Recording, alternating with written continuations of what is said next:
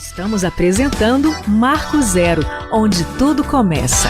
E não tem como começar diferente, que é o grande assunto que tomou já as edições de rádios, TVs, jornais, as impressões de revistas, que é o coronavírus. Começou devagar lá na China, pouca gente deu atenção a esse problema e foi tomando proporções, foi para a Itália e parece que a partir da Itália o mundo sim acordou para o perigo dessa doença. E nós estamos aqui para justamente conversar um pouco a respeito do que pode e o que não pode, e se Foz do Iguaçu está preparada, já que nós somos a porta de entrada de milhares de turistas, né, Paulinho?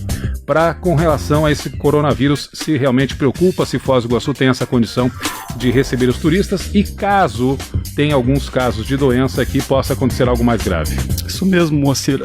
Ganhou uma repercussão maior o coronavírus a partir da Itália, né? Claro, todo mundo acompanhava aquela situação na China, mas depois se teve a completa noção de que se tratava de uma pandemia, né? Como a Organização Mundial da Saúde veio a reconhecer agora mais recentemente, quando todos aqueles casos da Itália foram se alastrando pela Europa e, claro, chegaram aqui no Brasil também. Importante registrar que Foz do Iguaçu não tem nenhum caso confirmado, há 6 suspeitas que são investigadas, e ontem o prefeito da cidade, em uma entrevista, apresentou um plano de contenção aí da doença e anunciou uma série de medidas aí que a prefeitura pretende adotar e implantar na cidade a fim de prevenir a doença. Mas sobre tudo isso, sobre o acompanhamento do Ministério Público em relação a essas ações, sobre a reflexão aí do próprio Ministério Público sobre esse plano de contingência que foi lançado por meio da imprensa ontem pelo município, nós vamos conversar com o promotor Luiz Marcelo Mafra, da 9ª Promotoria, como eu disse, enfatizar que atua na área de saúde aqui em Foz do Iguaçu. Ele atendeu o nosso convite aí gentilmente. Bom dia, promotor, bem-vindo ao nosso programa. Bom dia, Moacir, bom dia, Paulo, bom dia, Alexandre. Prazer estar aqui com vocês, agradeço antecipadamente aí pelo convite. E o tema não poderia ser outro senão o coronavírus, né? O Ministério Público brasileiro está muito atento a essa questão. A nível federal já foi estabelecido, já foram, enfim, elaboradas uma série de providências e medidas que deverão ser tomadas pelos agentes ministeriais em relação a essa problemática. Nesta semana, o Estado do Paraná elaborou e tornou público o seu plano de contingência estadual e instou os municípios, todos os 399 municípios do estado, a elaborarem os seus planos de contingência municipais, né, com o acompanhamento permanente dos membros do Ministério Público, com atuação na área de saúde. Nós já vínhamos nos debruçando sobre esse assunto, vínhamos fazendo um acompanhamento, ainda que à distância, mas notávamos que não havia nada de concreto a nível municipal, a nível sanitário, que pudesse nortear as ações na hipótese de surgimento aí de casos concretos, né? Casos confirmados do coronavírus. O que eu posso lhe dizer é que nós ainda estamos padecendo de uma epidemia de dengue. É raro encontrarmos alguém que ou não teve ou não conhece, não teve algum parente, um amigo, um familiar que tivesse sido já flagelado pela dengue. E essa epidemia de dengue, segundo os índices oficiais, né, notificados até terça-feira da semana passada, porque essa atualização é feita sempre às terças-feiras, o nosso índice já é 260% superior ao pior número que foi o de 2015, né? 2015, 2016. Então, isso é muito preocupante. A dengue, ela acabou absorvendo praticamente toda a nossa estrutura, né, UPAs, hospital municipal. Lá no início, o hospital havia reservado 3 leitos para coronavírus, mas que no curso do tempo acabaram sendo absorvidos também pela dengue. Hoje estamos aí enfrentando já um quadro, verificando um quadro descendente no número de casos. Isso não significa que estejamos no ideal, né? Ainda os nossos índices são muito altos, e o que me preocupava era o efetivo planejamento desse plano de combate ao coronavírus, né? Não lhe preocupa mais? Preocupa, continua preocupando. Ontem à noite, eu vi pelas redes sociais que o prefeito apresentou, então, medidas para o enfrentamento do coronavírus. Eu não sei se ele esgotou todas as providências, né? Como disse, foi no final da tarde, não tive acesso ainda a todas as informações detalhadas, mas já na segunda-feira, atendendo a uma recomendação de Curitiba, do Ministério Público, da Procuradoria-Geral de Justiça, eu vou instaurar um procedimento, porque eu quero, enfim, eu quero esse detalhamento para e passo de todas as providências constantes desse plano de contingência municipal. Isso significa que o Ministério Público não foi envolvido nessa discussão, na elaboração desse plano, então, aqui para Foz do Iguaçu? Não fomos envolvidos, né? Eu soube que isso teria sido planejado aí pela Fundação Municipal de Saúde e o NILA. Não sei nem se houve um envolvimento mais direto da Secretaria Municipal de Saúde. Promotor, com base no que o senhor conhece, até por dever do ofício, aí, da infraestrutura e dos serviços de atendimento da cidade, Foz do Iguaçu está preparado para enfrentar aí essa situação de coronavírus, se ela evoluir aqui no nosso município e na região, como todo mundo está temendo? Paulinho, se fosse hoje, não. Né? Seguramente não. O nosso suporte assistencial não daria cabo ao atendimento de uma segunda epidemia, né? Mas, pelo que eu vi ontem, foi mencionado que estarão implantando mais 17 leitos de UTI. E por isso que as coisas assim estão ainda muito soltas, né? Parece que querem fazer um centro de triagem lá no hospital mesmo. Enfim, eu preciso ainda da próxima semana para ter algo de mais palpável, né? Para gente poder conversar. A instalação de 17 leitos de UTI necessariamente é a criação, é a construção de mais, ou é o remanejamento de algum? Como, por exemplo, aquilo que era dedicado à dengue, e que é dedicado à dengue, ou outras doenças? Olha, pelo que eu soube, eles implantarão esses 17 leitos adicionais numa ala reservada à ortopedia, né? Isso vai implicar, isso tem um efeito colateral, né?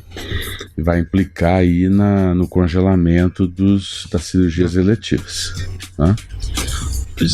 Boacir falou aqui na abertura do programa essa preocupação por conta da nossa cidade ser uma região de fronteira, né? A gente está ligado aí aos dois países, tem todo o fluxo turístico, um destino internacional e nacional bastante intenso. Cidade Leste e Porto Iguaçu tomaram algumas providências em relação aí ao coronavírus, ao enfrentamento do coronavírus, né? Essas cidades vizinhas tiveram algum procedimento que poderiam ou que poderão ser adotados aqui em Foz do Iguaçu? Com certeza. Promotor? Com certeza. Eles suspenderam, em relação especificamente à Cidade do Leste, suspenderam expediente nos órgãos públicos, escolas e tudo mais. O que me preocupa bastante, sabe, Paulinho, é a questão de, por exemplo, casas noturnas, ambientes muito fechados que acabam aglomerando muitas pessoas. Nós temos a questão do transporte público. Então, não sei, compete à autoridade política, né, adotar as providências que entender cabíveis. No momento, eu imagino, como ainda não tivemos nenhum caso confirmado, talvez isso esteja sendo deixado aí relegado para um momento posterior. A gente tem registrado, o município, a Secretaria de Saúde sempre tem informado isso, tem dito, dos casos suspeitos, né, são investigados, são apurados, e até agora todos os casos suspeitos, se somar todos, talvez tenham passado de 10, né, mas atualmente parece-me que são 6, sob análise, mas todos os casos suspeitos foram descartados. Essa virada de chave para medidas mais enérgicas, digamos assim, para o senhor, depende dessa confirmação de algum caso? Ou podem ser tomadas já de imediato? Podem, né? Aí fica a critério da autoridade administrativa, autoridade sanitária. O grande problema é se houver alguma confirmação, né, Alexandre? Porque nós vamos ter que correr atrás do prejuízo. Então, embora digam, não é momento para pânico e tal, mas é uma quadra aí bastante sensível, bastante Porque delicada. a disseminação do vírus é rápida. Né? Muito rápida, muito rápida. Até, não sei se vocês acompanharam na semana, noticiário de que houve uma festa de casamento num resort lá da Bahia, e um casal convidados estava, sem saber, evidentemente, estava contaminado, né, com corona. E eles transmitiram para um número gigantesco de convidados, né, inclusive para padrinhos do casamento, os noivos estavam apavorados. Enfim, é aquela contaminação direta, né, Moacir? Nós estamos aqui falando o toque, a saliva, o ar, enfim. É tudo muito, muito rápido, diferentemente da dengue, né, que a gente depende de um vetor, no caso do mosquito. Sem contar os casos comunitários aí, que agora o governo já reconhece que esteja acontecendo, né, ou seja, se perde aquela condição de identificar de onde partiu a transmissão, né? Parece que o prefeito ontem também vetou eventos com mais de 100 pessoas, né, se não me falha a memória. Principalmente envolvendo idosos. Tá. O promotor, falando desses dados, do tratamento desses dados, o Ministério Público que tem inclusive esse papel de fiscalização, né, de fiscal dessas ações públicas na área da saúde, o senhor acha que há um tratamento adequado em relação a esse fluxo de informações, quanto à transparência, seja desses casos que estão sob suspeita, ou então eventuais quarentenas, isolamentos, enfim, esses dados estão sendo tratados pelos órgãos de saúde locais assim, adequadamente, na sua opinião? Olha, eu digo que não tenho recebido informações, certo? Não sei se isso responde à sua indagação, mas eu pretendo que a partir de segunda-feira esse quadro se altere, né? Eu quero ter realmente um controle efetivo daquilo que está se passando. Em relação a essa intervenção do Ministério Público, esse pedido de informação do Ministério Público, qual vai ser a abrangência desse posicionamento que o senhor vai adotar na segunda-feira oficialmente? Olha, eu eu vou instaurar um procedimento administrativo, né? Encaminharei à administração pública municipal uma recomendação administrativa, pontuando, enfim, tudo aquilo que a gente pretende fazer e acompanhar, e a partir daí coletar essas informações, né? Se for necessário, dia a dia, para que a gente tenha assim uma visão bastante clara do que vem acontecendo no nosso município. Um momento como esse, tratar com transparência essa situação toda também transmite calma para a população, né? Isso é importantíssimo. Fundamental, transparência é fundamental, né? A gente falava da fronteira, promotor, então a gente viu decisões aí tomadas por Cidade Leste e Porto Iguaçu, mas eu particularmente, a gente não teve conhecimento de uma ação integrada entre as 3 prefeituras, né? Sem dúvida. O senhor acha que deve haver, na sua atuação aí a partir de segunda-feira oficial, né, se dirigindo aí formalmente ao município, o senhor pretende provocar essa discussão para que tenha uma ação integrada, conjunta, uma soma de esforços aí entre os 3 municípios, talvez até partindo de Foz do Iguaçu? Sem dúvida, Paulinho, isso é fundamental porque o que nos separa são 2 pontes, né? relativamente curtas. E realmente eu tenho a impressão que esse diálogo entre as autoridades sanitárias trará resultados bastante positivos. Então nós pretendemos sim instar o município de Foz do Iguaçu a procurar, dentro daquilo que for possível, né, esse compartilhamento de informações, de práticas, enfim, para tentar conter da maneira mais eficaz possível esse problema. Promotor, o senhor ponderou muito bem a questão da dengue, né, essa epidemia que atinge a cidade nesse momento, e agora, né, com todo esse cuidado que está se tendo para conter a chegada do coronavírus na cidade, aí os números falam que não há nenhum caso confirmado, né, as suspeitas são 6 pessoas que estão sendo aí tendo a sua condição apurada ainda pelos órgãos de saúde, mas o que é mais grave nessa situação toda? Se a gente permitir que o coronavírus se instale aqui na cidade, há autoridades até locais aqui que dizem que isso é inevitável, mas enfim, o que isso pode potencializar ainda mais os problemas, pensando que a gente tem uma rede básica bastante saturada, a gente tem um procedimento de gestão em transição agora. Uhum. Como é que o senhor avalia esse quadro todo, assim? Olha, Paulinho, o grande dilema de tudo isso é planejamento, né? O nome para a solução desse problema. Eu sempre digo que, infelizmente, em relação à dengue, isso faltou. Digo isso porque no inverno do ano passado nós já registramos casos de dengue. Então era previsível que no ápice aí do verão, dezembro, janeiro, fevereiro, essa epidemia acontecesse. E não vimos nenhuma providência efetiva sendo adotada para que isso fosse contido, os efeitos dela fossem minimizados. E agora a gente fica correndo atrás do prejuízo, né? Você vê aí, eu até estive essa semana pessoalmente na UPA João Samek de manhã, de surpresa, para verificar como é que as coisas estão acontecendo.